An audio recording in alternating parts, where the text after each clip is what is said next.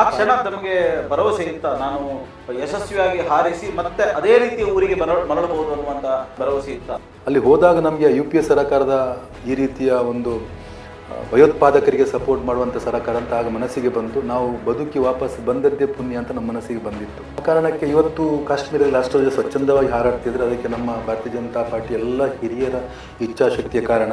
Next ಪ್ರಶ್ನೆ ಅದನ್ನೇ ಕೇಳುವನಿದ್ದೆ. ಬಹುಶಃ ಇವತ್ತು ರಾಜ್ಯದಲ್ಲೇ ಮೊದಲ ಕಾರ್ಯಕ್ರಮ ಅದು ಪುತ್ತೂರಿನಲ್ಲಿ. ಯಾಕೆ ಪುತ್ತೂರು?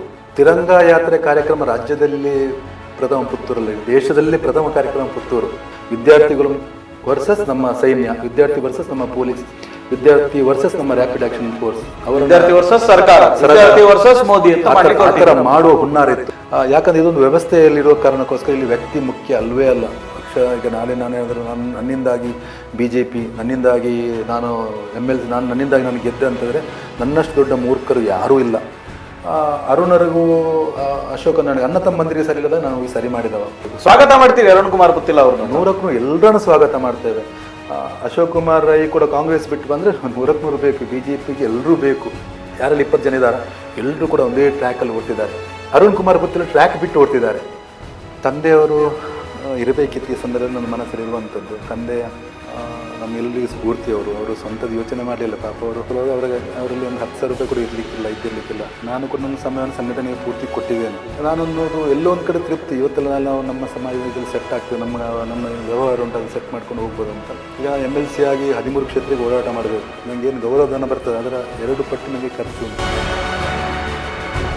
ನಮಸ್ತೆ ವೀಕ್ಷಕರೇ. ಇವರು ಭಾರತೀಯ ಜನತಾ ಪಕ್ಷದ ಕಟ್ಟಾಳು. ಸಿದ್ಧಾಂತಕ್ಕೋಸ್ಕರ ತಾನು ಸರ್ವಸ್ವವನ್ನು ತ್ಯಾಗ ಮಾಡ್ತೇನೆ ಅನ್ನುವಂಥ ಒಬ್ಬ ಯುವ ನಾಯಕ. ಅಂದು ಕಾಶ್ಮೀರದ ಲಾಲ್ ಚೌಕಿನಲ್ಲಿ ತಿರಂಗ ಹಾರಿಸಿರ್ತಕ್ಕಂಥ ಯುವ ನಾಯಕ. ಇನ್ನು ಪುತ್ತೂರಿನಲ್ಲಿ ತಿರಂಗ ಯಾತ್ರೆಯ ನೇತೃತ್ವವನ್ನು ವಹಿಸಿಕೊಂಡಿರ್ತಕ್ಕಂಥ ವಿಧಾನ ಪರಿಷತ್ತಿನ ಶಾಸಕರಾಗಿರ್ತಕ್ಕಂಥ ಕಿಶೋರ್ ಕುಮಾರ್ ಪುತ್ತೂರ್ ಅವರು ನಮ್ಮ ಜೊತೆಗಿದ್ದಾರೆ. ಕಿಶೋರ್ ಕುಮಾರ್ ಅವರೇ ನಮಸ್ಕಾರ. ನಮಸ್ತೆ. ಹೇಗಿದ್ದೀರಿ? ಚೆನ್ನಾಗಿದೆ. ತಿರಂಗ ಯಾತ್ರೆ ನಾನಾಗಲೇ ಹೇಳಿದಾಗೆ ಇಡೀ ರಾಷ್ಟ್ರದಲ್ಲಿ ನರೇಂದ್ರ ಮೋದಿ ಅವರ ಕಲ್ಪನೆ, ಅದು ತಿರಂಗ ಅದು ಮನೆ ಮನೆಗೆ ತಲುಪಬೇಕು, ಅದು ಮನಗಳನ್ನು ಮುಟ್ಟಬೇಕು ಅಂತ. ಇವತ್ತು ರಾಜ್ಯದಲ್ಲೇ ತಿರಂಗ ಯಾತ್ರೆ ಪುತ್ತೂರಿಂದ ಆರಂಭ ಆಗ್ತಾ ಇದೆ. ಸೊ ತಮ್ಮ ಕಾರ್ಯಕ್ಷೇತ್ರ, ಸೊ ಏನು ಹೇಳ್ತೀರಿ ಮೊದಲನೇದಾಗಿ? ಈ ದೇಶ ಕಂಡ ಒಂದು ಅಪ್ರತಿಮ ನಾಯಕ ನರೇಂದ್ರ ಮೋದಿಜಿಯವರು. ನರೇಂದ್ರ ಮೋದಿಜಿಯವರು ನಮಗೊಂದು ಹೆಮ್ಮೆ. ಇಡೀ ದೇಶವೇ ಇವತ್ತು ಅತ್ಯಂತ ಸುದೃಢತೆಯಿಂದ, ನೆಮ್ಮದಿಯಿಂದ, ಅಭಿವೃದ್ಧಿಯ ಪಥದತ್ತ ಹೋಗಬೇಕಾದ್ರೆ ಅದಕ್ಕೆ ನರೇಂದ್ರ ಮೋದಿಜಿಯವರ ಕಾರಣ. ಆ ಕಾರಣಕ್ಕೆ ಏನು ತಿರಂಗ ಯಾತ್ರೆಯ ಜೊತೆಗೆ ಹರ್ ಘರ್ ತಿರಂಗ ಅಂತ ಮೋದಿಜಿಯವರು ಬಂದ ನಂತರ ಕೊಟ್ಟರು. ಈ ಹರ್ ಘರ್ ತಿರಂಗದ ಜೊತೆಗೆ ಎಲ್ಲ ಯುವಕರು ತಮ್ಮ ಮನೆಯಲ್ಲಿ ತಿರಂಗವನ್ನು ಹಾರಿಸುವ ಮುಖಾಂತರ ಒಂದು ಭಾವನಾತ್ಮಕ ಕಾರ್ಯಕ್ರಮ. ಆ ಕಾರ್ಯಕ್ರಮದ ಜೊತೆಗೆ ಎಲ್ಲ ಯುವಕರು ಒಟ್ಟುಗೂಡುವ ಮುಖಾಂತರ ಈ ದೇಶಕ್ಕೆ ಒಂದು ಮಾದರಿ ಕಾರ್ಯಕ್ರಮ ಆಗಿದೆ. ಕಳೆದ ಬಾರಿ ಸುಮಾರು 23 ಕೋಟಿ ಮನೆಗಳಲ್ಲಿ ತಿರಂಗ ಹಾರಿಸುವ ಮುಖಾಂತರ, ಸೆಲ್ಫಿ ತೆಗೆಯುವ ಮುಖಾಂತರ, ಅದನ್ನು ತಿರಂಗ.comಗೆ ಅಪ್ಲೋಡ್ ಮಾಡುವ ಮುಖಾಂತರ ಯುವಕರು ಅತ್ಯಂತ ಸಂಭ್ರಮಿಸಿದ್ದಾರೆ. ಈ ಮುಖಾಂತರ ಯುವಕರಲ್ಲಿ ದೇಶಭಕ್ತಿಯ ಜಾಗೃತಿಯನ್ನು ನರೇಂದ್ರ ಮೋದಿಯವರು ಹುಟ್ಟಿಸಿದ್ದಾರೆ. ಎಸ್, ತಿರಂಗ ಅಂತ ಹೇಳಿದ ತಕ್ಷಣ ಕಿಶೋರ್ ಕುಮಾರ್ ಅವರಿಗೆ ಒಂದು ಅವಿನಾಭಾವ ಸಂಬಂಧ ಇರುವಂಥದ್ದು ಬಹುಶಃ ನಮಗೂ ನೆನಪಿದೆ. ಒಂದು ಕೆಲವಾರು ದಶಕಗಳ ಹಿಂದೆ ನಾವು ಮುಖಪುಟದಲ್ಲಿ ಕಿಶೋರ್ ಅವರ ಫೋಟೋವನ್ನು ಗಮನಿಸಿದ್ದೇವೆ. ಅದು ತಿರಂಗವನ್ನು ಹಾರಿಸಿರುವಂಥ ಇತಿಹಾಸ. ಆ ಘಟನೆಯನ್ನು ತಾವು ನೆನಪಿಸಿಕೊಳ್ಳುವುದಾದರೆ ತಿರಂಗ ಮತ್ತು ನಿಮ್ಮ ಸಂಬಂಧ ಕಿಶೋರ್ ಅವರು? ನಾನು ನನ್ನ ಕಾಲೇಜ್ ಜೀವನದಲ್ಲಿ ನನಗೆ ಆರ್ಮಿಗೆ ಹೋಗ್ಬೇಕಂತ ತುಂಬ ಮನಸ್ಸಿತ್ತು. ಕಬಡ್ಡಿಯಲ್ಲಿ ಕೈ ಫ್ರ್ಯಾಕ್ಚರ್ ಆದ ಕಾರಣಕ್ಕೋಸ್ಕರ ನನಗೆ ಅಲ್ಲಿ ಆರ್ಮಿಗೆ ಹೋಗ್ಲಿಕ್ಕೆ ಜಾಯ್ನ್ ಆಗಲಿಕ್ಕೆ ಆಗಲಿಲ್ಲ. ಅದರ ನಂತರ ನನ್ನ ಕನಸಿದ್ದದ್ದು ಪೊಲೀಸ್ ಆಗಬೇಕಂತ. ವಿದ್ಯಾರ್ಥಿ ದಿಸೆಯಲ್ಲಿ ಬೇರೆ ಬೇರೆ ಹೋರಾಟ ಇದ್ದ ಕಾರಣಕ್ಕೋಸ್ಕರ ಸಬ್ ಇನ್ಸ್ಪೆಕ್ಟರ್ ಪೋಸ್ಟ್ ಫೈನಲ್ ಆದರೂ ಕೂಡ ನನಗೆ ಈ ಕೇಸ್ ಇದ್ದ ಕಾರಣಕ್ಕೋಸ್ಕರ ನನಗೆ ಅಲ್ಲಿ ಕಂಟಿನ್ಯೂ ಆಗಲಿಕ್ಕೆ ಆಗಲಿಲ್ಲ, ನನಗೆ ಪೋಸ್ಟ್ ಸಿಗಲಿಲ್ಲ ನನಗೆ. ಆದರೆ ಅದರ ನಂತರ ನಾನು ಆರಿಸಿಕೊಂಡದ್ದು ಸಂಘಟನೆ ಬಜರಂಗ ದಳ.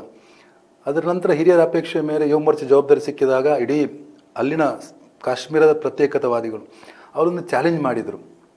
ಹಿಂದೆ ಹೇಗೆ ಮುರಳಿ ಮನೋಹರ್ ಜೋಶಿ ಅವರ ನೇತೃತ್ವದಲ್ಲಿ ಇಡೀ ಭಾರತೀಯ ಜನತಾ ಪಾರ್ಟಿ ಕಾಶ್ಮೀರ ಚಲೋ ಕಾರ್ಯಕ್ರಮ ಹಮ್ಮಿಕೊಂಡು ತಿರಂಗ ಯಾತ್ರೆಯ ಮುಖಾಂತರ ಅಲ್ಲಿ ರಾಷ್ಟ್ರಧ್ವಜವನ್ನು ಹಾರಿಸುವ ಕೆಲಸ ಮಾಡಿದ್ರೆ, ನಮ್ಮ ಪಕ್ಷದ ಸ್ಥಾಪಕ ಅಧ್ಯಕ್ಷರು ಶ್ಯಾಮ್ ಪ್ರಸಾದ್ ಮುಖರ್ಜಿಯವರು ತಮ್ಮ ಬಲಿದಾನವನ್ನೇ ಕಾಶ್ಮೀರಕ್ಕೋಸ್ಕರ ಮಾಡಿದ್ದಾರೆ.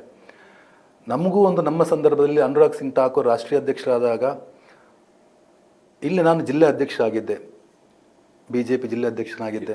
ಆಗ ಯುವ ಮೋರ್ಚಾ ಜಿಲ್ಲಾಧ್ಯಕ್ಷನಾಗಿದ್ದೆ. ಆಗ ಸುನೀಲ್ ಕುಮಾರ್ ಅವರು ರಾಜ್ಯಾಧ್ಯಕ್ಷರಾಗಿದ್ದರು. ಆಗ ಸಹ ಅಲ್ಲಿರ್ತಕ್ಕಂಥ ಸೆಪರೇಟಿಸ್ಟ್ನವರು ಚಾಲೆಂಜ್ ಹಾಕಿದರು, ನೀವು ತಾಯಿ ಎದೆ ಹಾಲು ಕುಡಿದಿದ್ರೆ ನಿಮಗೆ ತಾಕತ್ತಿದ್ರೆ ಬನ್ನಿ ತಿರಂಗ ಹಾರಿಸಲಿಕ್ಕೆ ಬನ್ನಿ ಅಂತಂದರು. ಅದನ್ನು ಆ ಚಾಲೆಂಜ್ ಆಗಿ ತಗೊಂಡ ಕಾರಣಕ್ಕೋಸ್ಕರ ನಮ್ಮ ದೊಡ್ಡ ತಂಡ ಹೋಗಿತ್ತು, ಅಲ್ಲಿ ತಿರಂಗ ಹಾರಿಸಿ ಬಂದಿತ್ತು. ಅದಕ್ಕೋಸ್ಕರ ದೇಶಭಕ್ತಿ ಅನ್ನುವಂಥದ್ದು ರಾಷ್ಟ್ರೀಯ ಸ್ವಯಂ ಸೇವಕ ಸಂಘದ ಕಾರಣಕ್ಕೆ ಬಂದಿದೆ. ನನ್ನ ತಂದೆ ಕೂಡ ಸಂಘದ ಸ್ವಯಂ ಸೇವಕರಾಗಿ ಆ ಮಾರ್ಗದರ್ಶನವನ್ನು ಮಾಡಿದ್ದಾರೆ. ನಮ್ಮ ಇಡೀ ತಂಡ ನಮಗೊಂದು ಆ ಪ್ರೇರಣೆ, ಪ್ರತಿಯೊಬ್ಬರು ಕೂಡ ಅದಕ್ಕೋಸ್ಕರ ತಿರಂಗಕ್ಕೋಸ್ಕರ ನಾವು ಅದನ್ನು ನಮ್ಮ ಬಟ್ಟೆಯ ಮಧ್ಯದಲ್ಲಿ ಮುಚ್ಚಿಟ್ಕೊಂಡು ಕಾಶ್ಮೀರದಲ್ಲಿ ಹಾರಿಸಿ ಬಂದಿದ್ದೆವು. ಅದು ಕೂಡ ರೋಮಾಂಚನ ಆಗ್ತದೆ. ಆದರೆ ಏನು ನಮ್ಮ ಆ ಕ್ಷಣ ತಮಗೆ ಭರವಸೆ ಇತ್ತ, ನಾನು ಯಶಸ್ವಿಯಾಗಿ ಹಾರಿಸಿ ಮತ್ತೆ ಅದೇ ರೀತಿ ಊರಿಗೆ ಮರಳಬಹುದು ಅನ್ನುವಂಥ ಒಂದು ಏನು ನಮ್ಮಲ್ಲಿ ಭರವಸೆ ಇತ್ತ? ಆಗಿನ UPA ಸರ್ಕಾರ ನಾವು 1,000 ಜನ ಸ್ಪೆಷಲ್ ಟ್ರೈನನ್ನು ಬುಕ್ ಮಾಡಿ ಹೋಗಬೇಕಾದ್ರೆ ಅದನ್ನು 2 ದಿವಸ ನಾವು ಟ್ರೈನಲ್ಲಿ ಜರ್ನಿ ಮಾಡಿದವರನ್ನು ಡಬಲ್ ಇಂಜಿನ್ ಹಾಕಿ ವಾಪಸ್ ಬರುವಂಥ ಕೆಲಸವನ್ನು 1 ದಿವಸದಲ್ಲಿ ಮಾಡೋ ಕೆಲಸ ಮಾಡಿದರು. ಆಗ ನಾನು ನಮ್ಮ ರಾಜ್ಯಾಧ್ಯಕ್ಷರ ತಂದೆ ನಾನು ವಾಪಸ್ ಊರಿಗೆ ಹೋಗುವುದಿಲ್ಲ, ತಿರಂಗ ಹಾರಿಸಿ ಹೋಗುವುದಂತ. ಯಾಕಂದರೆ ನಮ್ಮ ಹಿರಿಯರಾದಂಥ ಡಾಕ್ಟರ್ ಕಮಲಾ ಪ್ರಭಾಕರ ಭಟ್ ಅವರು ನಮಗೆ ಧ್ವಜವನ್ನು ಕೊಟ್ಟಿದ್ದಾರೆ ಸಂಘನಿಕೇತನದಲ್ಲಿ. ಹಾರಿಸಿ ಸಿದ್ಧಾಂತ ನಮ್ಮ ತಂಡ ಹೋಗಿತ್ತು.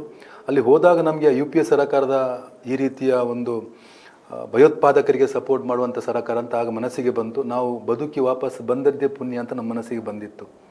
ಆದರೆ ಇವತ್ತು ಅತ್ಯಂತ ಸಂತೋಷದ ವಿಷಯ ಏನು, ಶ್ಯಾಮ ಪ್ರಸಾದ್ ಮುಖರ್ಜಿಯವರು ಅತ್ಯಂತ ದೊಡ್ಡ ಮನೆತನದಲ್ಲಿ ಹುಟ್ಟಿ ಈ ಕಾಂಗ್ರೆಸ್ನವರ ಈ ರೀತಿಯ ಇಬ್ಬಾಗ ನೀತಿ, ದಬ್ಬಾಳಿಕೆ ನೀತಿ, ಅತ್ಯಾದ ಓಲೈಕೆ, ತುಷ್ಟೀಕರಣ ಕಾರಣಕ್ಕೋಸ್ಕರ ಕಾಂಗ್ರೆಸ್ಸನ್ನು ಏನು ರಾಷ್ಟ್ರೀಯ ಕೇಂದ್ರದ ಸಚಿವರಾಗಿ ಅದನ್ನು ತ್ಯಾಗ ಮಾಡಿ ಕಾಶ್ಮೀರಕ್ಕೋಸ್ಕರ ಏಕ್ ದೇಶ್ ಮೇ ದೋ ವಿಧಾನ್ ದೋ ಪ್ರಧಾನ್ ದೋ ನಿಶಾನ್ ನಹಿ ಚಲೇಗ ಅಂತ ದೊಡ್ಡ ಜಾಥವನ್ನು ಹೊರಡಿಸಿ ಅಲ್ಲಿ ಅವರ ಪ್ರಾಣತ್ಯಾಗ ಆಗ್ತದೆ. ಇವತ್ತು ನರೇಂದ್ರ ಮೋದಿಜಿ ಮತ್ತು ಅಮಿತ್ ಶಾ ಜಿ ಅವರ ಕಾರಣಕ್ಕೋಸ್ಕರ ಆರ್ಟಿಕಲ್ 370 ಅಂತ ಬಹುಶಃ ದಿವಸ ಇವತ್ತು ಅಂತ ನಾನು ಅಂದುಕೊಳ್ತೇನೆ. ಯಾಕೆ ಅಂತ ಹೇಳಿದ್ರೆ ಈ ತಾರೀಕು ಏನು 6ನೇ ತಾರೀಕು ಏನಿದೆ, ಆಗಸ್ಟ್ 6, ಇದು ಇಡೀ ದೇಶದ ಇತಿಹಾಸದಲ್ಲೇ ಒಂದು ಸ್ವರ್ಣಾಕ್ಷರದಲ್ಲಿ ಬಹುಶಃ ಬರೆದಿಡುವಂಥ ದಿನ ಅಂತ ಅನ್ಕೊಳ್ತೇನೆ. ಬಹುಶಃ ಅದೇ ದಿವಸ ಇವತ್ತು ನೀವು ಮಾತಾಡ್ತಾ ಇದ್ದೀರಿ. ಆ ಕಾರಣಕ್ಕೆ ಇವತ್ತು ಕಾಶ್ಮೀರದಲ್ಲಿ ಅಷ್ಟೊಂದು ಸ್ವಚ್ಛಂದವಾಗಿ ಹಾರಾಡ್ತಿದ್ರೆ ಅದಕ್ಕೆ ನಮ್ಮ ಭಾರತೀಯ ಜನತಾ ಪಾರ್ಟಿ ಎಲ್ಲ ಹಿರಿಯರ ಇಚ್ಛಾಶಕ್ತಿಯ ಕಾರಣ. ನಮ್ಮೆಲ್ಲರ ಸೌಭಾಗ್ಯ. ರಾಜ್ಯದ ನೀವು ಈಗಾಗಲೇ ಅಂದರೆ ಪ್ರಾರಂಭದಲ್ಲಿ ರಾಜ್ಯದ ಕಾರ್ಯಕ್ರಮ ಪುತ್ತೂರಲ್ಲಿ. ಪುತ್ತೂರು ಒಂದು ಪವಿತ್ರ ಪುತ್ತೂರು. ಯಾಕೆ ಪುತ್ತೂರು ಅಂತ ನಾನು ನೆಕ್ಸ್ಟ್ ಪ್ರಶ್ನೆ ಅದನ್ನೇ ಕೇಳೋನಿದ್ದೆ. ಯಾಕೆ ಅಂತ ಕೇಳಿದ್ರೆ ರಾಜ್ಯದ ಕಾರ್ಯಕ್ರಮ ಅಂದಾಗ ಬಹುಶಃ ರಾಜ್ಯದ ಜಿಲ್ಲಾ ಕೇಂದ್ರಗಳನ್ನು ಆಯ್ಕೆ ಮಾಡಿಕೊಳ್ಳುವಂಥದ್ದನ್ನು ನಾವು ನೋಡಿದ್ದೇವೆ, ಅಥವಾ ಇನ್ಯಾವುದೋ ಬೇರೆ ಭಾಗಗಳನ್ನು ಆಯ್ಕೆ ಮಾಡಿಕೊಳ್ಳುವಂಥದ್ದು, ಅಥವಾ ಬೆಂಗಳೂರಿನಲ್ಲೇ ಕಾರ್ಯಕ್ರಮ ಮೊದಲು ಆಗುವಂಥದ್ದು, ಅದೊಂದು ಪರಿಪಾಠವಾಗಿ ಬೇರೆ ಬೇರೆ ಪಕ್ಷಗಳು ಮಾಡುವಂಥದ್ದನ್ನು ನಾವು ನೋಡ್ತಾ ಇದ್ದೇವೆ. ಬಹುಶಃ ಇವತ್ತು ರಾಜ್ಯದಲ್ಲೇ ಮೊದಲ ಕಾರ್ಯಕ್ರಮ ಅದು ಪುತ್ತೂರಿನಲ್ಲಿ. ಯಾಕೆ ಪುತ್ತೂರು ಅಂತ? ತಿರಂಗ ಯಾತ್ರೆ ಕಾರ್ಯಕ್ರಮ ರಾಜ್ಯದಲ್ಲಿ ಪ್ರಥಮ ಪುತ್ತೂರಲ್ಲಿ, ದೇಶದಲ್ಲಿ ಪ್ರಥಮ ಕಾರ್ಯಕ್ರಮ ಪುತ್ತೂರು. ಕಾರಣ ಪುತ್ತೂರು ಅಂದ ತಕ್ಷಣ ಶಿವನ ಕ್ಷೇತ್ರ, ಆ ಪುಣ್ಯ ಭೂಮಿಯಲ್ಲಿ ಪ್ರಾರಂಭ ತಿರಂಗ ಯಾತ್ರೆ. ಇಡೀ ರಾಜ್ಯದಲ್ಲಿ ಒಂದು ರೀತಿಯ ಯುವಕರ ಸಂಘಟನೆ ಆಗಬೇಕು. ಏನು ನರೇಂದ್ರ ಮೋದಿಜಿಯವರು ಎಲ್ಲವನ್ನೂ ಕೊಟ್ಟರು ನಮಗೆ. 12 ವರ್ಷದವರ ಆಡಳಿತದಲ್ಲಿ ನಾನು ಈಗಾಗಲೇ ಪ್ರಾರಂಭದಲ್ಲಿ ಅಂದಾಗ ಎಲ್ಲ ಸುಭಿಕ್ಷೆಯಿಂದ ಬದುಕ್ತಿದ್ದಾರೆ. ಅದರ ಜೊತೆಗೆ 2005ರಿಂದ 2012 ತನಕ ಹೋದರೆ ನಮಗೆ ಸುಮಾರು 2020 ಕಡೆ ಬಾಂಬ್ ಬ್ಲಾಸ್ಟ್ ಆಗಿದೆ. ನಾವು ಅದನ್ನು ಅಂಕಿಅಂಶ ತೆಗೆದ್ರೆ ಅದು ನರೇಂದ್ರ ಮೋದಿಜಿಯವರು ಸರ್ಕಾರ ಬಂದ ನಂತರ, ಅವರು ಪ್ರಧಾನಿ ಆದ ನಂತರ ಅಮಿತ್ ಶಾ ಅವರ ದಿಟ್ಟ ನಿರ್ಧಾರ ಕಾರಣಕ್ಕೋಸ್ಕರ ಇವತ್ತು ಸುಮಾರು 22 ರಾಜ್ಯದಲ್ಲಿ NDA ಸರ್ಕಾರ, ಅದರಲ್ಲಿ 18 BJP ಸರ್ಕಾರ. ಮೊನ್ನೆ ನಿಮ್ಗೆ ಗೊತ್ತಿರ್ಬೋದು, 15 ವರ್ಷ ಮಮತಾ ಬ್ಯಾನರ್ಜಿ ಯಾವುದೇ ರೀತಿಯಲ್ಲಿ ಆ ಫೆನ್ಸಿಂಗ್ ಹಾಕಲಿಕ್ಕೆ, ಗಡಿ ಭದ್ರತೆಯನ್ನು ಮಾಡಲಿಕ್ಕೆ ಬಿಡದ ಮಮತಾ ಬ್ಯಾನರ್ಜಿ BJP ಬಂದ ಕಾರಣಕ್ಕೋಸ್ಕರ ಇದು ಗಡಿ ಅತ್ಯಂತ ಸುಭದ್ರವಾಗಿ ಉಂಟು. ಅದಕ್ಕೆ ಫೆನ್ಸಿಂಗ್ ಹಾಕೋ ಮುಖಾಂತರ ಯಾವುದೇ ರೀತಿಯ ಭಯೋತ್ಪಾದಕರು ಒಳಗಡೆ ಬರಲಿಕ್ಕೆ ಸಾಧ್ಯವಿಲ್ಲ. ಆ ಕಾರಣಕ್ಕೆ ಮೋದಿಜಿಯವರ ಕಾರಣಕ್ಕೆ ಭಯೋತ್ಪಾದನಾ ಚಟುವಟಿಕೆ ಸಂಪೂರ್ಣವಾಗಿ ನಿಂತು ಹೋಗಿದೆ. ಇವತ್ತು ಮೊನ್ನೆ ಪ್ರತಿಭಟನೆ ನಡೆದ ಎಲ್ಲ ಪ್ರತಿಭಟನಾಕಾರರ ಜೆನ್ಜಿ ಮುಖಾಂತರ, ಕಾಕ್ರೋಚ್ನ ಜನತಾ ಪಾರ್ಟಿ ಮುಖಾಂತರ ಏನು ನೀಟ್ ಎಕ್ಸಾಮಲ್ಲಿ ಪ್ರಶ್ನೆ ಪತ್ರಿಕೆ ಸೋರಿಕೆ ಆಯಿತು ಆ ನೆಪವನ್ನು ಇಟ್ಕೊಂಡು ಹೋರಾಟ ಮಾಡಿದರು. ಹೋರಾಟದಲ್ಲಿ ಅವರೆಲ್ಲ ಘೋಷಣೆ ಇದ್ದದ್ದು ದೇಶ ವಿರೋಧಿ ಘೋಷಣೆ ಇದ್ದದ್ದು, ಭಾರತ ಮಾತೆಯ ವಿರುದ್ಧ ಇತ್ತು, ಶ್ರೀರಾಮನ ವಿರುದ್ಧ ಇತ್ತು, ಸೀತಾಮಾತೆಯನ್ನು ಹೀಯಾಳಿಸಿತ್ತು. ಅಂದರೆ ಅದು ನಿಜವಾದ ವಿದ್ಯಾರ್ಥಿಗಳ ಪ್ರತಿಭಟನೆ ಅಲ್ಲ. ನಿನ್ನೆ ಅಮೃತಸರದಲ್ಲಿ 9 ಜನರನ್ನು ಹಿಡಿದಿದ್ದಾರೆ. ನಿಮ್ಗೆ ಗೊತ್ತು. ಆ 9 ಜನರಲ್ಲಿ 4 ಜನ ಇನ್ನೂ ಕೂಡ 18 ವರ್ಷ ಪ್ರಾಯ ಆಗಲಿಲ್ಲ ಅವರಿಗೆ. ಹೌದು, ಅವರು ಪೆಟ್ರೋಲ್ ಬಾಂಬನ್ನು, ಪಿಸ್ತೂಲನ್ನು, ಪೊಲೀಸ್ ಡ್ರೆಸ್ಸನ್ನು ಹಾಕಿ ಅಲ್ಲಿ ಹೋಗಿ ಅಲ್ಲಿ ಯಾರನ್ನಾದರೂ ಸಾಯಿಸುವಂಥ ಕೆಲಸ, ವಿದ್ಯಾರ್ಥಿಗಳನ್ನ ಸಾಯಿಸುವಂಥ ಕೆಲಸ. ಅಂದರೆ ವಿದ್ಯಾರ್ಥಿಗಳು ವರ್ಸಸ್ ನಮ್ಮ ಸೈನ್ಯ, ವಿದ್ಯಾರ್ಥಿ ವರ್ಸಸ್ ನಮ್ಮ ಪೊಲೀಸ್, ವಿದ್ಯಾರ್ಥಿ ವರ್ಸಸ್ ನಮ್ಮ ರ್ಯಾಪಿಡ್ ಆಕ್ಷನ್ ಫೋರ್ಸ್, ವಿದ್ಯಾರ್ಥಿ ವರ್ಸಸ್ ಸರ್ಕಾರ, ವಿದ್ಯಾರ್ಥಿ ವರ್ಸಸ್ ಮೋದಿ ಅಂತ ಆ ಥರ ಮಾಡುವ ಹುನ್ನಾರಿತ್ತು. ದೆಹಲಿಯ ಪೊಲೀಸ್ನವರ, ನಮ್ಮ ಆರ್ಮಿಯವರ ಕಾರಣಕ್ಕೋಸ್ಕರ, CRPF ಕಾರಣಕ್ಕೋಸ್ಕರ ಅವ್ರಿಗೆ ನುಗ್ಲಿಕ್ಕೆ ಆಗಲಿಲ್ಲ, ಅದನ್ನ ನಿನ್ನೆ ಬಾಯ್ಬಿಟ್ಟಿದ್ದಾರೆ. ಅದಕ್ಕೋಸ್ಕರ ಈ ತಿರಂಗ ಯಾತ್ರೆ ನಾವು ಅದೆಲ್ಲದಕ್ಕೂ ಪ್ರಸ್ತುತ ಅಂತ ಹೇಳ್ತೀರಿ. ಹೌದು, ಆ ಕಾರಣಕ್ಕೆ ಜಿಲ್ಲಾಧ್ಯಕ್ಷರು, ರಾಜ್ಯಾಧ್ಯಕ್ಷರು ನೀವು ಪ್ರಾರಂಭ ಮಾಡಿ ಅಂತಂದ್ರು. ನಮಗೊಂದು ನಮ್ಮ ಯೋಗ ಅಂತ ಎನಿಸ್ಬೇಕು, ಬೇರೆ ಯಾವುದೇ ಕಾರಣ ಇಲ್ಲ. ಇಲ್ಲಿ ನರೇಂದ್ರ ಮೋದಿಜಿಯವರ ತಾಯಿಗೆ ಕೆಟ್ಟದಾಗಿ ಬೈದರು, ನರೇಂದ್ರ ಮೋದಿಜಿಯವರಿಗೆ ಕೆಟ್ಟದಾಗಿ ಬೈದರು, ನರೇಂದ್ರ ಮೋದಿಯವರಿಗೆ ಗೋಲಿ ಮಾರು ಅಂತ ಹೇಳಿದರು ಅವರಿಗೆ. ಅವಳು ಹೆಣ್ಮಗಳು, 14 ವರ್ಷ ಹೆಣ್ಮಗಳು ಅಂತಾಳೆ. ನಮ್ಮ ಆರ್ಮಿಯವರ ಹತ್ರ, ಏನು CRPF ಯೋಧರ ಹತ್ರ ಹೋಗಿ ಅವರ ಏನು ಬ್ಲೂ ಕಲರ್, ನೀಲಿ ಕಲರ್ನವರ ಸಮವಸ್ತ್ರ ನೋಡಿ ಅಂತಾಳೆ, ನೀಲಾ ಕಲರ್ ಟಾಯ್ಲೆಟ್ ಕೇಳಿ, ಪೀಲಾ ಕಲರ್ ಬಾತ್ರೂಮ್ ಕೇಳಿ ಅಂತ. ಆ ರೀತಿ ನಮ್ಮ ಸೈನಿಕರನ್ನು ಹೀಯಾಳಿಸುವ ಕೆಲಸ ಮಾಡ್ತಾರೆ. ಅದಕ್ಕೆ ಅಲ್ಲ, ದೇಶಭಕ್ತರ ಯುವಕರ ಏನು ಜನರೇಷನ್ Z ಅನ್ನುವಂಥ ಆ ಕೆಟಗರಿಯನ್ನು ಇಟ್ಕೊಂಡು ಹೋರಾಟ ಮಾಡಲಿಕ್ಕೆ ಪ್ರಯತ್ನ ಮಾಡಿದರೆ ಅದಲ್ಲ. ಇಲ್ಲಿರ್ತಕ್ಕಂಥ ಯುವಕರು ಎದ್ದಿದ್ದಾರೆ, ದೇಶದ ಪರವಾಗಿ, ನರೇಂದ್ರ ಮೋದಿಜಿಯವರ ಪರವಾಗಿ ಇದ್ದಾರೆ ತೋರಿಸಿಕೊಡ್ಲಿಕ್ಕೆ ಪುತ್ತೂರಿನ ಕಾರ್ಯಕ್ರಮ. ಅದು ಬಿಟ್ಟರೆ ಬೇರೆ ಯಾವುದೇ ಉದ್ದೇಶ ಅಲ್ಲ. ದೇಶಭಕ್ತಿಯ ಉದ್ದೀಪನ, ಯುವಕರನ್ನ ದೇಶಭಕ್ತಿಗೆ ಒಗ್ಗೂಡಿಸುವಂಥ ಕೆಲಸವನ್ನು ಮಾಡಬೇಕನ್ನುವಂಥ ಇರುವಂಥದ್ದು. ಓಕೆ, ಬಹುಶಃ ಯಾರ್ಯಾರು ಬರ್ತಾರೆ ಕಿಶೋರ್ ಅವರೇ ಕಾರ್ಯಕ್ರಮಕ್ಕೆ? ರಾಜ್ಯದ ಅಧ್ಯಕ್ಷರಾದಂಥ BY ವಿಜೇಂದ್ರ ಅಣ್ಣನವರು ಬರ್ತಿದ್ದಾರೆ. ಅದರ ಜೊತೆಗೆ CT ರವಿ ಅವರು ನಮ್ಮ ರಾಷ್ಟ್ರೀಯ ಪ್ರಧಾನ ಕಾರ್ಯದರ್ಶಿ ಆಗಿದ್ದುಕೊಂಡು ಈಗ ನನ್ನ ಸಹಪಾಠಿ ಅವರು ಕೂಡ, ವಿಧಾನ ಪರಿಷತ್ ಶಾಸಕರು, ನಮ್ಮ ಮಾಜಿ ಸಚಿವರು ಕೂಡ ಅವರು ಬರ್ತಾರೆ.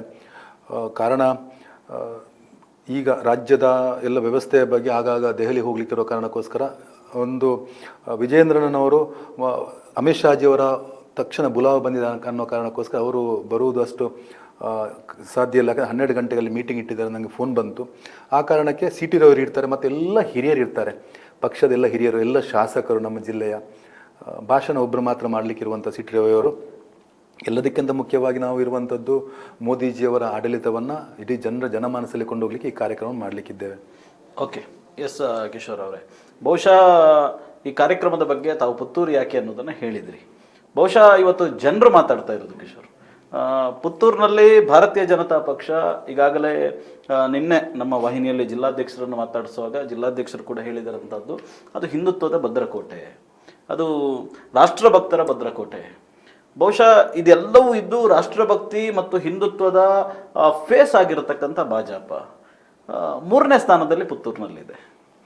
ಬಹುಶಃ ಹಾಗೆ ಅಂತೇಳಿ ನೀವು ನೋಡ್ತಾ ಹೋದ್ರೆ 2ನೇ ಸ್ಥಾನದಲ್ಲಿ ಯಾರಿದ್ದಾರೋ ಅವರು ತಾವು ಹಿಂದುತ್ವವಾದಿಗಳು ಅಂತ ಹೇಳ್ತಾರೆ.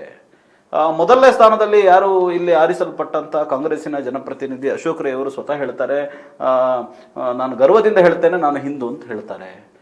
ಬಹುಶಃ ಪುತ್ತೂರಿನಲ್ಲಿ ಯಾರು ಈಗ 3 ಪ್ರಬಲ ಏನು ಶಕ್ತಿಗಳಾಗಿ ಕಾಣ್ತಾ ಇರುವಂತಹದ್ದು, ಅದು ಅಶೋಕ್ ಕುಮಾರ್ ರೈ ಅವರು ಇರ್ಬೋದು, ಅಥವಾ ಅರುಣ್ ಕುಮಾರ್ ಪುತ್ತಿಲ ಇರ್ಬೋದು, ಈಚೆ ಭಾರತೀಯ ಜನತಾ ಪಕ್ಷ ಇರ್ಬೋದು. 3 ಕೂಡ ಹಿಂದುತ್ವದ ಮಂತ್ರವನ್ನ ಜಪ ಮಾಡ್ತಾ ಇದ್ದಾರೆ. ಬಹುಶಃ ಇದರಲ್ಲಿ ಏನು ಭಾರತೀಯ ಜನತಾ ಪಕ್ಷ ಈಗ 3ನೇ ಸ್ಥಾನದಲ್ಲಿದೆ. ಬಹುಶಃ ಇದು 3ರಿಂದ 1 ಮಾಡ್ಲಿಕ್ಕಿರುವಂತ ಅಭಿಯಾನವ ಅಂತ. ಇದು ತಿರಂಗ ಯಾತ್ರೆ ಇರುವಂಥದ್ದು ದೇಶಭಕ್ತಿ ಕಾರಣಕ್ಕೋಸ್ಕರ, ಮತ್ತು ನಮಗೆ ದುಃಖ ಆಗಿದೆ, ನೋವಾಗಿದೆ, ಎಲ್ಲ ಯುವಕರ ರಕ್ತ ಕುದೀತು ಉಂಟು. ಯಾಕಂದರೆ ಮೋದಿಜಿಯವರಿಗೆ ಕೆಟ್ಟದಾಗಿ ಬೈದದಕ್ಕೆ 12 ವರ್ಷ ಮೋದಿಜಿಯವರು ಪ್ರಧಾನಿಯಾಗಿ ನಮ್ಗೆ ಕೊಟ್ಟ ಸಮಯ ಅವರು 1 ದಿವಸ ಕೊಟ್ಟು ರಜೆ ಮಾಡಲಿಲ್ಲ. ಆ ಕಾರಣಕ್ಕೆ ಇಡೀ ಯುವಕರನ್ನು ಒಗ್ಗೂಡಿಸಿಕೊಂಡು ನಾವು ಮೋದಿಜಿಯವರ ಜೊತೆ ಇದ್ದೇವನ್ನು ತೋರಿಸಿಕೊಡ್ಲಿಕ್ಕೆ, ಮತ್ತು ರಾಷ್ಟ್ರಭಕ್ತಿ ಉದ್ದೀಪನ ಪಿಂಗಲೆ ವೆಂಕಯ್ಯಜಿ ಈ ತ್ರಿವರ್ಣ ಧ್ವಜವನ್ನು ಮಾಡಿದ್ದು. ಅವರ ಗಾಂಧೀಜಿಯವರ ಮಾರ್ಗದರ್ಶನ ಮುಖಾಂತರ ಕೇಸರಿ, ಬಿಳಿ, ಹಸಿರಿರುವಂಥದ್ದು, ಮಧ್ಯದಲ್ಲಿ ಅಶೋಕ ಚಕ್ರ ಇರುವಂಥದ್ದು, ತ್ಯಾಗದ ಸಂಕೇತ, ಬಿಳಿ ಇರುವಂಥ ಸೌಹಾರ್ದದ ಸಂಕೇತ, ಹಸಿರಿರುವಂಥದ್ದು ಅಭಿವೃದ್ಧಿ ಸಂಕೇತ. ಆ 3ರ ಮಧ್ಯೆ ಇರತಕ್ಕಂಥ 24 ಅಶೋಕ ಚಕ್ರ ಇರತಕ್ಕ 24 ಕಡ್ಡಿ, ನಮ್ಮ ಜೀವನ ರಥ ಯಾವ ರೀತಿ ಹೋಗಬೇಕು, ಅತ್ಯಂತ ನಿಷ್ಕಲ್ಮಶವಾಗಿ ನಾವು ಬದುಕಬೇಕು ಅಂತ ತೋರಿಸುವಂಥದ್ದು. ನಿಮ್ಮ ಪ್ರಶ್ನೆಗೆ ಕೊನೆಯಿಂದ ಬರ್ತೇನೆ. ಅಶೋಕ್ ಕುಮಾರ್ ರೈ ಅವರು ಕಾಂಗ್ರೆಸ್ಸಲ್ಲಿ ಯಾರಿದ್ದಾರೆ ಅಭ್ಯರ್ಥಿ? ಅಶೋಕ್ ಕುಮಾರ್ ರೈ ಅವರು ನಮ್ಮ ಜೊತೆ ಇದ್ದವರು, ಪರಿವಾರದಲ್ಲಿದ್ದವರು. ಅವರು ಆಕಾಂಕ್ಷಿ ಇದ್ದರು, ಸೀಟ್ ಸಿಕ್ಕಿಲ್ಲ ಅಂತ ಕಾಂಗ್ರೆಸ್ಸಲ್ಲಿ ಸೀಟ್ ಕೊಟ್ಟರು. ನನಗೆ ಏನು ಬೇಸರ ಇಲ್ಲ ಅಶೋಕ್ ಕುಮಾರ್ ರೈ ಹತ್ರ, ನಮ್ಮವರೇ, ಅವರ 10 ಸಲ ಭಾಷಣದಲ್ಲಿ ಅಂತಾರೆ ನನ್ನ ಆತ್ಮೀಯ ಅಂತಾರೆ. ಹೌದು, ಆತ್ಮೀಯರು ಹೌದು. ಆದರೆ ಈಗ ನಾವು ಸೈದ್ಧಾಂತಿಕವಾಗಿ ನಾವು ಕಾಂಗ್ರೆಸ್ BJP ಬದ್ಧ ವೈರಿಗಳು, ಅಂದರೆ ಹಾಗಂತ ಹೇಳಿ ನಾವು ಸಿಕ್ಕಿದಾಗ ಮಾತಾಡ್ತೀವಿ, ಎಲ್ಲ ಮಾಡ್ತೀವಿ. ಆದರೆ ಅವರ ಉದ್ದೇಶ ನಮ್ಮ ಉದ್ದೇಶ ಬೇರೆ ಬೇರೆ ಇರುವಂಥದ್ದು. ನನಗೆ ಬೇಸರ ಅವ್ರ ಹತ್ರ ಒಂದಿರುವಂಥದ್ದು, ಅವರು ಹಿಂದುತ್ವ, ಭಾರತ್ ಮಾತೆಗೆ ಜೈ ಅನ್ನಲಿ. ಮೊನ್ನೆ ಅವರು ಮಾತಾಡಿದಾಗ ನಾನು ಉತ್ತರ ಕೊಡಲಿಲ್ಲ. ನನಗೆ ಅಂದರು ಸ್ವಲ್ಪ ಓದಿ ಬರಲಿ ಅಂತಂದರು. ನಾನು ಓದ್ತೇನೆ, ದಿನಕ್ಕೆ 3 ಪೇಪರ್ ಓದ್ತೇನೆ. ನಾನು ನನ್ನ MA political science public administration complete ಮಾಡಿದೆ ನಾನು. ಆ ಕಾರಣಕ್ಕೆ ಓದಿದೆ ನಾನು. ದಯವಿಟ್ಟು ಅದನ್ನು ನಿಮ್ಮ ಮಾಧ್ಯಮದ ಮುಖಾಂತರ ಅವರಿಗೆ ನಾನು ಹೇಳಲಿಕ್ಕೆ ಇಚ್ಛೆ ಪಡ್ತೇನೆ. ಅವರಿಗೂ ಗೌರವ ಕೊಡ್ತೇನೆ. ಆದರೆ ಅವರು ಮೋದಿಜಿಯವರನ್ನ ತುಂಬ ಕೀಳಾಗಿ ಮಾತಾಡಿದರು. ಅವರು ಅಂದರು ಜಾಗಟೆ ಬಡ್ದ ತಕ್ಷಣ ಆಗೋದಿಲ್ಲ ಅಂತಂದರು. ದೇಶವನ್ನು ಅಂಬಾನಿ ಅದಾನಿಗೆ ಮಾರಿದನಂತಂದರು. ಸುಮ್ಮನೆ ಮಾತಾಡ್ತಾರೆ. ಆ ಥರ ಇದ್ದರೆ ಇವರ CM DK ಶಿವಕುಮಾರ್ ಅವರು, ಅಶೋಕ್ ಕುಮಾರ್ ಅವರ ಬಾಸ್, ಅವರು ಮೊನ್ನೆ ದೇಶದ ನಾಯಕ ಅಂತ ಅಷ್ಟು ಹೆಮ್ಮೆಯಿಂದ ಮಾತಾಡಿದರು. ನಾನನ್ನೋದು ಚಿಲ್ಲರ್ ರಾಜಕಾರಣ ಮಾಡುವಾಗ ನಾವು ಸ್ವಲ್ಪ ಯೋಚನೆ ಮಾಡಬೇಕಾಗ್ತದೆ. ಮೋದಿಜಿಯವರ ಬಗ್ಗೆ ಆ ಥರ ಮಾತಾಡ್ಬಾರ್ದು. ಅವರಿಗೆ ದೇಶಭಕ್ತಿ ಉಂಟು, ಹಿಂದುತ್ವ ಉಂಟಂದರೆ ಮೋದಿಜಿಯವರು ಹಿಂದುತ್ವ ದೇಶಭಕ್ತಿಗೆ ಇನ್ನೊಂದು ಅದಕ್ಕೆ ಉದಾಹರಣೆ ಮೋದಿಜಿಯವರು. ಅವರನ್ನು ಬೈಬಾರ್ದು ಅಂತ ನನ್ನ ವಿನಂತಿ ಇರುವಂಥದ್ದು. ಇನ್ನೊಂದು 3ನೇ ಸ್ಥಾನಕ್ಕೆ ಹೋದಾಗ ನಮಗೆ ದುಃಖ ಆಗಿದೆ. ಭಾರತೀಯ ಜನತಾ ಪಾರ್ಟಿ ಇವತ್ತು ಪ್ರಪಂಚದ ದೊಡ್ಡ ಒಂದು ರಾಜಕೀಯ ಸಂಘಟನೆ. ನಮ್ಮಲ್ಲಿರ್ತಕ್ಕಂಥ ಸದಸ್ಯತ್ವ ಎಲ್ಲೂ ಕೂಡ ಇಲ್ಲ, ನಮ್ಮಲ್ಲಿರ್ತಕ್ಕಂಥ ನೆಟ್ವರ್ಕ್ ಎಲ್ಲೂ ಕೂಡ ಇಲ್ಲ. ನಮ್ಮ ನಿತಿನ್ ನಬೀನ್ಜಿಯವರು ಸಣ್ಣ ಪ್ರಾಯದವರು ರಾಷ್ಟ್ರೀಯ ಅಧ್ಯಕ್ಷರಾಗಿದ್ದಾರೆ. ಅಂದರೆ ಯುವಕರ ಪಕ್ಷ ಅಂತ ತೋರಿಸಿಕೊಟ್ಟಿದೆ. ವಿಜಯ ಪುತ್ತೂರಿನಲ್ಲಿ ಯುವಕರೇ ಇಲ್ಲ ಭಾಜಪ ಜೊತೆಗೆ. ಏನಾಗಿದೆ ಅಂದರೆ ಹಿರಿಯರೇ ಇರೋದು ಭಾಜಪ ಅನ್ನೋದು ಸರಿ ಇದೆ. ನಮ್ಮಲ್ಲಿ ಏನಾಗಿದೆ ಅಂದರೆ ನಮ್ಮ ಭಿನ್ನಾಭಿಪ್ರಾಯದ ಕಾರಣಕ್ಕೋಸ್ಕರ ಕಾಂಗ್ರೆಸ್ಸಿಗೆ ಗೆಲುವಿನ ವಿಜಯ ಮಾಲೆ ಬಂದಿದೆ. ನಾವು 3ನೇ ಸ್ಥಾನಕ್ಕೆ ಹೋದ್ದು ಕೂಡ ಸತ್ಯ. ನಮಗೆ ದುಃಖ ಆಗಿದೆ, ನಾವು ಕಣ್ಣೀರಿಟ್ಟಿದ್ದೇವೆ. ನಾನನ್ನೋದು ಈ ತಿರಂಗ ಯಾತ್ರೆ ಮುಖಾಂತರ ಇಡೀ ಸಮಾಜ ಒಟ್ಟಾಗಬೇಕು. ಇಲ್ಲಿ ಯಾರೇ ಇರಲಿ, ನಾಳೆ ಕಿಶೋರ್ ಬಟ್ಟಿಯಾಡಿಕರು ಇರಲಿ, ಸಂಘಟನೆಗಿಂತ ದೊಡ್ಡದು ಅಲ್ವೇ ಅಲ್ಲ. ಸಂಘಟನೆ ಅನ್ನುವಂಥ ತುಂಬ ಜನರು ನಾನು ಈಗಾಗಲೇ ಅಂದಾಗೆ ಪ್ರಾಣತ್ಯಾಗ ಮಾಡಿದ್ದಾರೆ, ಬಲಿದಾನ ಮಾಡಿದ್ದಾರೆ, ಸಮಯ ಕೊಟ್ಟಿದ್ದಾರೆ. ಫಾರ್ ಎಕ್ಸಾಂಪಲ್ ನಾನು ನಿಮ್ಮ ಹತ್ರ ಒಂದು ಮಾತಂತೇನೆ, ನಂಗೆ ಇದು ಗೊತ್ತಾಗಬೇಕು. ಯಾಕಂದರೆ ನಾನೊಬ್ಬ ಸಂಘದ ಸ್ವಯಂ ಸೇವಕನಾಗಿ ಅಚ್ಯುತ್ ನಾಯಕರಿದ್ದಾರೆ, ಹಿರಿಯರು. ಅವರು ಸ್ವಂತಕ್ಕೇನು ಮಾಡಲೇ ಇಲ್ಲ, ಸಮಯವನ್ನು ಪೂರ್ತಿ ಸಮಾಜಕ್ಕೋಸ್ಕರ ಕೊಟ್ಟಿದ್ದಾರೆ. ಶಿವಪ್ರಸಾದರಿದ್ದಾರೆ ಪುತ್ತೂರಲ್ಲಿ, ಅವರು ಎಲ್ಲೂ ಯಾವತ್ತೂ ಕೂಡ MLA ಆಗಬೇಕಂತ ಬಯಸಲಿಲ್ಲ. ಮುಗಿರೆಡ್ಡಿ ಬಾಲಕೃಷ್ಣ ಅವರಿದ್ದಾರೆ. ಈ ಥರ ತುಂಬ ಜನ ಹಿರಿಯರ ಪಟ್ಟಿ ಮಾಡ್ಬೋದು. ವಸಂತ್ ಬಂಗೇರ್ ಸೊರಕೆ ಇದ್ದರು, ವಿನಯ್ ಕುಮಾರ್ ಸೊರಕೆ ಅವರ ಮಾವ. ಅಂದರೆ ಸ್ವಂತಕ್ಕೆ ಯಾರೂ ಬಯಸಲಿಲ್ಲ, ಪಕ್ಷ ನಿರ್ಧಾರ. ಯಾಕಂದರೆ ಇದೊಂದು ವ್ಯವಸ್ಥೆಯಲ್ಲಿರೋ ಕಾರಣಕ್ಕೋಸ್ಕರ ಇಲ್ಲಿ ವ್ಯಕ್ತಿ ಮುಖ್ಯ ಅಲ್ವೇ ಅಲ್ಲ. ಪಕ್ಷ ಈಗ ನಾಳೆ ನಾನು ಹೇಳಿದ್ರು ನನ್ನಿಂದಾಗಿ BJP, ನನ್ನಿಂದಾಗಿ ನಾನು MLC, ನನ್ನಿಂದಾಗಿ ನಾನು ಗೆದ್ದೆ ಅಂತಂದರೆ ನನ್ನಷ್ಟು ದೊಡ್ಡ ಮೂರ್ಖರು ಯಾರೂ ಇಲ್ಲ. 1 ದಿವಸ 2 ದಿವಸ ಗೆಲುವು ಅಥವಾ ನಾವು ಹಿನ್ನಡೆ ಆಗಿರ್ಬೋದು. ಆದರೆ ನಾನನ್ನೋದು ಈ ತಿರಂಗ ಯಾತ್ರೆ ಕೂಡ ಅದಕ್ಕೊಂದು ಮಾದರಿ ಆಗಲಿ. ಯಾರೆಲ್ಲ ನಾನು ಪಕ್ಷಕ್ಕಿಂತ ದೊಡ್ಡದು ಅಂತ ಆ ಥರ ಹೋದೋದಕ್ಕೆ ಸಾಧ್ಯವಿಲ್ಲ. ಒಂದು ಸ್ವಲ್ಪ ಸಮಯದ ಅದಕ್ಕೆ ಒಂದು ಏಳಿಗೆ ಸಿಗ್ಬೋದು. ಅದಕ್ಕೆ 100ಕ್ಕೆ 100 ಅನ್ನುವಂಥದ್ದು. ನಾನು ನೇರ ವಿಷಯಕ್ಕೆ ಬರ್ತೇನೆ. ನೀವು ವಿಷಯಕ್ಕೆ ಬಂದರೆ ಈಗ 2ನೇವರು ಅರುಣ್ ಕುಮಾರ್ ಪುತ್ತಿಲ್ ಅವರವರು. ಅರುಣ್ ಕುಮಾರ್ ಪುತ್ತಿಲ ಮತ್ತು ನಾವು ಹತ್ತಿರದವ್ರು. ನಾವು ಅವ್ರ ಅಣ್ಣ ಅಶೋಕ್ ಕುಮಾರ್ ಪುತ್ತಿಲ್ ಇರ್ಬೋದು. ನಾವು ತುಂಬ ಆತ್ಮೀಯರು. ನಾವು ಅವರ ಶ್ರೀಮತಿಯವರನ್ನು ಅತ್ತಿಗೆ ಅಂತಲೇ ಕರೆಯೋದು. ಅಶೋಕ್ ಕುಮಾರ್ ಪುತ್ತಿಲ್ ಅವರ ಶ್ರೀಮತಿಯವರನ್ನು ಅತ್ತಿಗೆ, ಅಷ್ಟು ಬಾಂಧವ್ಯ ನಮ್ಮದು. ಅರುಣರಿಗೂ ಅಶೋಕ ನನಗೆ ಅಣ್ಣ ತಮ್ಮಂದಿರಿಗೆ ಸರಿ ಇಲ್ಲದಾಗ ನಾನು ಹೋಗಿ ಸರಿ ಮಾಡಿದವ. ಪ್ರಭಾಕರ ಭಟ್ರಿಗೂ ಹಿರಿಯರಾದ ಪ್ರಭಾಕರ ಭಟ್ರಿಗೂ ಅರುಣ್ ಕುಮಾರ್ ಪುತ್ತಿಲರಿಗೆ ಅವರಿಗೆ ಮಾತುಕತೆನೇ ಇರಲಿಲ್ಲ. ಸಾಂಘಿಕ ಸಮಯದಲ್ಲಿ ನಾನು ಡಾಕ್ಟರ್ ಪ್ರಭಾಕರ ಭಟ್ರನ್ನು ನೀವು ದಯವಿಟ್ಟು ಬರಬೇಕು ಸರ್, ಸಾಂಘಿಕ ಮುಖಾಂತರ ಎಲ್ಲರೂ ಒಗ್ಗಟ್ಟಾಗಬೇಕು ಅನ್ನೋ ಕಾರಣಕ್ಕೋಸ್ಕರ ಎದೆದಟ್ಟಿ ಅಂತೇನೆ ನಾನು ಅವರನ್ನು ಡಾಕ್ಟರ್ನ ಮನೆಗೆ ಕರ್ಕೊಂಡು ಹೋಗಿ ಅಲ್ಲಿ ಒಂದು ಸಾಂಘಿಕ ಮಾಡಿ ನರಿಮೊಗರಲ್ಲಿ 1,000 ಜನ ಗಣವೇಶ ಹಾಕಿ ನಾವು ಮಂಗಳೂರು ಹೋಗಿದ್ದೆವು. ಇಲ್ಲೊಂದು ಸಣ್ಣ ಸಾಂಘಿಕ ಮಾಡಿ ಬೌದ್ಧಿಕ ಮಾಡಿಸಿ ಡಾಕ್ಟರ್ನ ಕರ್ಕೊಂಡು ಅವರ ಮನೆಗೆ ಕರ್ಕೊಂಡೋಗಿ ಅವರನ್ನು ಒಟ್ಟು ಮಾಡಿಸಿದ್ದೇನೆ. ಅಲ್ಲಿ ಒಬ್ಬರನ್ನು ಕಂಡು ಒಬ್ಬರಿಗೆ ಆಗ್ತಿರ್ಲಿಲ್ಲ. ನಾನು ಅವ್ರನ್ನ ಜೋಡಿಸೋ ಕೆಲಸ ಮಾಡಿದ್ದೇನೆ ಬಿಟ್ಟು ನಾನು ವಿಘಟನೆ ಮಾಡೋ ಕೆಲಸ ಮಾಡಲಿಲ್ಲ. ಅವರಂತಾರೆ ಚುನಾವಣೆ ಸಂದರ್ಭದಲ್ಲಿ ನನಗೆ ಎಲ್ಲರೂ ಆ ಥರ ಅವಕಾಶ ಸಿಕ್ಕಿದ್ರೆ ಸತ್ಯ ಅಂತೇನೆ, ಇದು ಪುಣ್ಯದ ಭೂಮಿ, ನಾನು ಸುಳ್ಳು ಹೇಳೋದಿಲ್ಲ, ನಾನು ತಟ್ಟಿ ಅಂತೇನೆ. ನನಗೆ ಫೋನ್ ಬಂದಿತ್ತು ಸಂಘದ ಹಿರಿಯರ, ಅವರ ಹೆಸರು ಹೇಳಲಿಕ್ಕೆ ಸರಿ ತಪ್ಪದು, ಹೆಸರೆಲ್ಲ ಅಷ್ಟು ಅರ್ಹತೆ ಕೂಡ ನನಗೆಲ್ಲ ಫೋನ್ ಬಂದಿತ್ತು. ಅವರು ನೆಟ್ವರ್ಕ್ ಇರುವ ಜಾಗದಲ್ಲಿ ಇರಲಿ, ಮಾತಾಡಿದ ನಂತರ ನಿರ್ಧಾರಕ್ಕೆ ಬರಲಿ ಅಂತ. ಅಮಿತ್ ಶಾ ಅವರ ಮಾತು ಯಾವುದಕ್ಕೂ ಕ್ಯಾರಿ ಅನ್ನಲಿಲ್ಲ ಅವರು ಅರುಣ್ ಕುಮಾರ್ ಪುತ್ತಿಲ್ ಅವರು. ಆ ಸಂದರ್ಭದಲ್ಲಿ ನಮ್ಮ ಅಭ್ಯರ್ಥಿಯವರ ಬಗ್ಗೆ ಮಾತಾಡಿದರು. ಆದರೂ ಕೂಡ ನಾನು ಅನ್ನೋದು ಅದು ಕ್ಷಣಿಕ ಮಾತ್ರ. ಈಗ ನೀವು ಯೋಚನೆ ಮಾಡಬೇಕು. ಸ್ವಾಗತ ಮಾಡ್ತೀವಿ ಅರುಣ್ ಕುಮಾರ್ ಪುತ್ತಿಲ್ ಅವ್ರನ್ನ. 100ಕ್ಕೆ 100 ಎಲ್ಲರನ್ನು ಸ್ವಾಗತ ಮಾಡ್ತೇವೆ. ಅಶೋಕ್ ಕುಮಾರ್ ರೈ ಕೂಡ ಕಾಂಗ್ರೆಸ್ ಬಿಟ್ಟು ಬಂದ್ರೆ 100ಕ್ಕೆ 100 ಬೇಕು. BJPಗೆ ಎಲ್ಲರೂ ಬೇಕು, ಯಾಕಂದ್ರೆ ದೇಶ ಕಾರ್ಯ ಮಾಡ್ಲಿಕ್ಕೆ. ಅಲ್ಲ, ಅಶೋಕ್ ಕುಮಾರ್ ರೈ ಅವರು BJP ಬಿಟ್ಟು ಬಂದ್ರೆ ಸ್ವಾಗತ ಮಾಡ್ತೀರಿ, ಕಾಂಗ್ರೆಸ್ ಬಿಟ್ಟು ಬಂದ್ರೆ ಸ್ವಾಗತ ಮಾಡ್ತೀರಿ. ಈಗ ಕಾಂಗ್ರೆಸ್ ಇಂದ ಬಂದವರು ತುಂಬಾ ಜನ ಇಲ್ಲೂ ನಮ್ಮ ಜೊತೆ ಇದಾರಲ್ಲ, ಎಲ್ಲರೂ ಬೇಕು ನಮಗೆ. ಅಂದ್ರೆ ಎಲ್ಲರೂ ಬೇಕು, ಯಾಕಂದ್ರೆ ನಾವೆಲ್ಲರೂ ಬಯಸುವುದೊಂದು BJPನ ವೇದಿಕೆಯಾಗಿ ಇಟ್ಟುಕೊಂಡು ನಾವು ಬಯಸುವಂಥದ್ದು ಇದಕ್ಕೆ ರಾಷ್ಟ್ರ ಕಾರ್ಯಕ್ಕೋಸ್ಕರ ಮಾಡುವಂಥದ್ದು. ಸ್ವಂತ ಸ್ವಾರ್ಥ ಇಲ್ಲ, ಸ್ವಂತಕ್ಕೆ ಸ್ವಲ್ಪ, ಸಮಾಜಕ್ಕೆ ಸರ್ವಸ್ವ. ಅದೇ ರೀತಿ ವ್ಯಕ್ತಿಗಿಂತ ಪಕ್ಷ ಮುಖ್ಯ, ಪಕ್ಷಕ್ಕಿಂತ ದೇಶ ಮುಖ್ಯ ಅಂತ ಕೆಲಸ ಮಾಡುವಂಥದ್ದು. ಆದರೆ ಈಗ ನೀವು ಯೋಚನೆ ಮಾಡ್ಬೋದು, ಪುತ್ತೂರಲ್ಲಿ ಬಂದ ತಕ್ಷಣ ಅಷ್ಟು ಯುವಕರ ತಂಡ ಉಂಟು. ಅವ್ರು ಎಲ್ಲರೂ ಕೂಡ MLAಗೆ ಅರ್ಹರಿರೋರು ಇರುವಂಥದ್ದು ಪ್ರತಿಯೊಬ್ಬರು ಕೂಡ. ಆದರೆ ಕೊನೆಗೆ ಪಕ್ಷ ನಿರ್ಧಾರ ಮಾಡೋದು ಯಾರಿಗೆ ಕೊಡ್ತಾರೆ ಅಂತ. ನಾವೆಲ್ಲರೂ 20 ಜನ ಈಗ ಕಾಂಗ್ರೆಸ್ಸಲ್ಲಿ ಕಾಣ್ತಾರೆ, ಯಾರಾದರೂ ಒಬ್ಬರು MLA ಅಶೋಕ್ ರೈ ಬಿಟ್ಟರೆ ಬೇರೆ ಯಾರಾದರೂ ಕಾಣ್ತಾರೆ? ಯಾರು ಇಲ್ಲ, ಒಬ್ಬರೇ ಕಾಣುವಂಥದ್ದು. BJPಯಲ್ಲಿ ಸುಮಾರು 20 ಜನ ಅರ್ಹ ವ್ಯಕ್ತಿಗಳಿದ್ದಾರೆ, ಎಲ್ಲರೂ ಹೆಸರಿದ್ದಾರೆ. ಎಲ್ಲರೂ ಕೂಡ ಯಾರೆಲ್ಲ ಇದ್ದಾರಾ ವಾಸ್ತವ ಸಂಗತಿ ಇದನ್ನು ನಾನು ಮುಕ್ತವಾಗಿ ಮಾತಾಡ್ಬೋದು. ಯಾರಲ್ಲಿ 20 ಜನ ಇದ್ದಾರೆ, ಎಲ್ಲರೂ ಕೂಡ ಒಂದೇ ಟ್ರ್ಯಾಕಲ್ಲಿ ಓಡ್ತಿದ್ದಾರೆ. ಅರುಣ್ ಕುಮಾರ್ ಪುತ್ತಿಲ ಟ್ರ್ಯಾಕ್ ಬಿಟ್ಟು ಓಡ್ತಿದ್ದಾರೆ. ನಾನನ್ನೋದು ಅವರಿಗೆ ಸರಿಯಾದ ಗೈಡೆನ್ಸ್ ಸಿಗಲಿಲ್ಲ. ಸರಿಯಾದ ಗೈಡೆನ್ಸ್ ಸಿಗದ ಕಾರಣಕ್ಕೋಸ್ಕರ ಅವರ ಏನು ಅರ್ಹತೆಯನ್ನು ಇಲ್ಲಿ ಸರಿಯಾಗಿ ತೋರಿಸ್ಲಿಕ್ಕೆ ಅವ್ರಿಗೆ ಆಗ್ತಾ ಇಲ್ಲ. ಅವತ್ತು ಫೋನ್ ಮಾಡಿದಾಗ ಇಲ್ಲಿ ಅದು ಸರಿ ನಾನು ಕೆಲಸ ಮಾಡ್ತೇನೆ ಅಂತಿದ್ರೆ ಅವರಿಗೆ 100ಕ್ಕೆ 100 ಇಲ್ಲಿ ಭಯಂಕರ ಫ್ಯೂಚರ್ ಇತ್ತು, ಭವಿಷ್ಯ. ಇವತ್ತು ಕಿಶೋರ್ ಸ್ಥಾನದಲ್ಲಿ ಅವ್ರು ಇರ್ತಿದ್ರು, ನನ್ನ ಸ್ಥಾನದಲ್ಲಿ ಇರ್ತಿದ್ರು ಅಥವಾ ಶಾಸಕರಾಗ್ತಿದ್ರು, ಎಲ್ಲ ಆಗ್ತಿದ್ರು. ಆದರೆ ಅವರಿಗೆ ಸರಿಯಾದ ಮಾರ್ಗದರ್ಶನ ಸಿಗದ ಕಾರಣಕ್ಕೋಸ್ಕರ ಅವರು ಬೇರೆ ದಾರಿಯಲ್ಲಿ ಹೋಗಿದ್ದಾರೆ. 100ಕ್ಕೆ 100 ಅವರು ಮೊನ್ನೆ ಒಂದು ನಾನು ಲೇಖನ ನೋಡಿದ, ಒಬ್ಬರು ಬರೀತಾರೆ, ಅರುಣ್ ಕುಮಾರ್ ಪುತ್ತಿಲರನ್ನ ಅವರ ಪಾದಕ್ಕೆ ಕಮಲ ಪುಷ್ಪವನ್ನು ಹಾಕಿ ವಾಪಸ್ ಕರ್ಕೊಂಬರ್ಬೇಕು ಅನ್ನೋ. ಕಮಲ ಲಕ್ಷ್ಮೀ ಆವಾಸ ಸ್ಥಾನ ವಾಜಪೇಯಿ ಅವರು ಕೊಟ್ಟದ್ದು ಕಮಲದ ಚಿಹ್ನೆಯನ್ನು. ಯೋಚನೆ ಮಾಡಬೇಕು ನಾವು. ಸತ್ ಚಿತ್ ಆನಂದವನ್ನು ಕೊಡುವಂಥ ಕಮಲದ ಚಿಹ್ನೆಯನ್ನು, BJP ಚಿಹ್ನೆಯನ್ನು ವಾಜಪೇಯಿ ಅವರು ಕೊಟ್ಟದ್ದು. ಆ ಲೇಖಕ ಬರೀತಾನೆ ಕಮಲವನ್ನು ಅವರ ಪಾದಕ್ಕೆ ಕರ್ಕೊಂಬನ್ನಿ ಅಂತ. ಇದು ಅರುಣ್ ಕುಮಾರ್ ಪುತ್ತಿಲ ತಪ್ಪಂತ ಅನ್ನೋದು ಬರೆಯೋರು ಕೂಡ. ಅಂದರೆ ದುಃಖ ಆಗುತ್ತೆ ಅದನ್ನು ಎನ್ನಿಸುವಾಗ. ಯಾಕಂದರೆ ಈ ಕಮಲ ಅಂದ ತಕ್ಷಣ ಅದನ್ನು ದೇವರ ಥರ ಪೂಜೆ ಮಾಡಿಕೊಂಡು ಬದುಕಿದ ತುಂಬ ಜನ ಹಿರಿಯರಿದ್ದಾರೆ. ಆ ಕಾರಣಕ್ಕೆ ವ್ಯಕ್ತಿ ಇಲ್ಲಿ ಮುಖ್ಯ ಅಲ್ವೇ ಅಲ್ಲ. ವ್ಯಕ್ತಿ ತನ್ನ ಎಲ್ಲ ಇದನ್ನು ಬಿಟ್ಟು ಸರಿಯಾದ ಇದರಲ್ಲಿ ಬಂದರೆ ಎಲ್ರಿಗೂ ಅವಕಾಶ ಉಂಟು. ಮತ್ತು ಹಿರಿಯರು ಯಾರಿಗೆ ನಿರ್ಧಾರ ಮಾಡ್ತಾರೆ ಅವರಿಗೆ ಅಂತೂ 100 ತಿರಂಗ ಯಾತ್ರೆ ಮೂಲಕ ಒಗ್ಗೂಡುತ್ತೀರಿ ಅನ್ನುವಂಥ ವಿಶ್ವಾಸ ಇದೆಯಾ ಕಿಶೋರ್ ಅವರು? ನೋಡಿ, ನಾನನ್ನೋದು ಅಟಲ್ ವಿರಾಸತ್ ಕಾರ್ಯಕ್ರಮ ಸಕ್ಸಸ್ಫುಲ್ ಕಾರ್ಯಕ್ರಮ ಆಗಿದೆ. ನನಗೆ ಅಲ್ಲಿ ವಾಪಸ್ ಹೋಗೋ ಅವಶ್ಯಕತೆ ಇಲ್ಲ. ನಾನು ಅನ್ನೋದು ನಾವು ನಮ್ಮ ಕರ್ತವ್ಯ. ನಾನು ಈಗಾಗಲೇ ನಿಮ್ಮ ಹತ್ರ ಎಂತ ಅಂದೆ, ನಾವು ಎಲ್ಲರನ್ನು ಜೋಡಿಸ್ಕೊಂಡು ಹೋಗುವಂಥ ಕಾರ್ಯ ಮಾಡಬೇಕು. ಬಂದರೆ ಜೊತೆಗೆ, ಹೌದು, ಬರದಿದ್ದರೆ ನಾವು ಗುರಿ ತಲುಪುದು ನಿಶ್ಚಿತ ಅಂತ ಹೇಳ್ತೀವಿ. ಹೌದು, ಅದು ಆ ಘೋಷಣೆಯನ್ನು ಹಾಕಿದರೆ ಮತ್ತೆ ಅದು ತಪ್ಪು ಘೋಷಣೆ ಅಂತ ಆಗ್ಬೋದು. ನಿಜವಾಗಿ ನೋಡಿದರೆ ಅದು ಬೇಡ. ಬಂದರೆ ನಮ್ಮೊಂದಿಗೆ ಬಿಟ್ಟರೆ ನಿಮ್ಮನ್ನು ಬಿಟ್ಟು ಇನ್ನೊಂದು ಘೋಷಣೆ ಬೇಡ, ಅದು ಎಲ್ರಿಗೂ ಗೊತ್ತಿರುವಂಥದ್ದು. ಆ ಕಾರಣಕ್ಕೆ ಅಂತೂ ಇಲ್ಲಿ ಪಕ್ಷಕ್ಕೆ ಯಾರೂ ಅನಿವಾರ್ಯ ಅಲ್ಲ. ಕಿಶೋರ್ ಕೂಡ ಅನಿವಾರ್ಯ ಅಲ್ವೇ ಅಲ್ಲ. ಮಹಾಲಿಂಗೇಶ್ವರ ದಯದಲ್ಲಿ ನಾನು MLC ಆಗಿದ್ದೇನೆ. ನಾನು ಪಕ್ಷ ನಿರ್ಧಾರ ಮಾಡಿದ ಯಾವುದೇ ಒಬ್ಬ ಕಾರ್ಯಕರ್ತ ನಿಲ್ಲಿಸ್ಕೊಂಡು ನಾನು ಗೆಲ್ಲಿಸ್ತೇನೆ. ಅದು ಯಾರಾದರೂ ನಿಲ್ಲಿಸ್ತೇನೆ. ಓಕೆ, ಎಸ್ ಕಿಶೋರ್ ಅವರೇ, ಅನೇಕ ವಿಚಾರಗಳನ್ನು ಮಾತಾಡಿದ್ವಿ. ತಿರಂಗ ಯಾತ್ರೆ ಸಕ್ಸಸ್ ಆಗಲಿ. ಇದರ ಜೊತೆಗೆ ಕಿಶೋರ್ ಅವರನ್ನು ಬದುಕನ್ನು ನೋಡ್ತಾ ಹೋದರೆ, ಯಾಕೆಂತ ಕೇಳಿದರೆ ತಾವೀಗಾಗಲೇ ಹೇಳಿದಿರಿ, ಪಕ್ಷ ಮುಖ್ಯ ಅಂತ ಬದುಕೋರು ನಾವು, ಸಿದ್ಧಾಂತ ಮುಖ್ಯ ಅಂತ ಬದುಕೋರು ನಾವು ಅಂತ. ಬಹುಶಃ ಕಿಶೋರ್ ಅವರು ಇವತ್ತು MLC ಆಗಿ ನನ್ನ ಎದುರು ಕೂತಿದ್ದೀರಿ.